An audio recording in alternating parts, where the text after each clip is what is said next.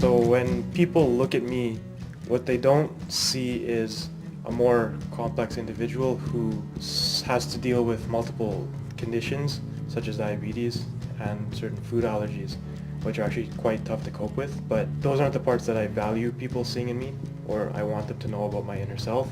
I'm also a very religious individual, and I was brought up in the Muslim faith, and I consider it an important part of everything I do. I also value what I learn. I study science, and I don't think people see this when they look at me, but it is very important to me what I study, and I'm really interested in what goes on in the world, and I'm constantly getting into conversations and really thinking about what goes on in the world, and I have a real passion for international development and seeing change in the world, and just by looking at me walking down the street, it would be hard to imagine that somebody can figure that out. I tend to come off fairly confident and sure of myself. One or two people have told me that they feel like I'm always holding something back.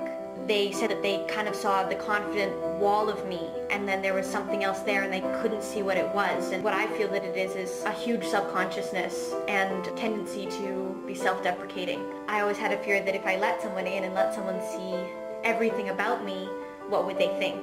The biggest thing that I almost never tell people is that we all play imaginary games, but ever since I was little, I have never been satisfied unless I create entire worlds.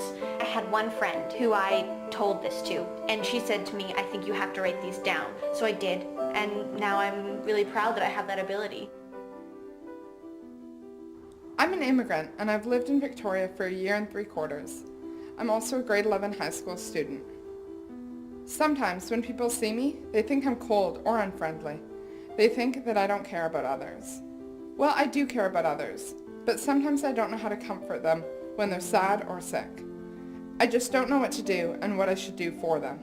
My friends who are international students think I'm lucky because I live in Canada with my parents. They think that I get to eat better food and that I'm more cared for than they are. All the people in my family like to eat meat, but I hate chicken and the smell of meat. Sometimes they try to make me eat it, but I don't like it. People see me as being really quiet. With my family, I talk loudly. We can be noisy. I'm only quiet outside of the house. At home, I'm more comfortable to express myself because I know they won't think badly of me. Sometimes they even think I'm too noisy. People only see a part of me. The way that people see me is not always the whole story. We are all different when you take a closer look.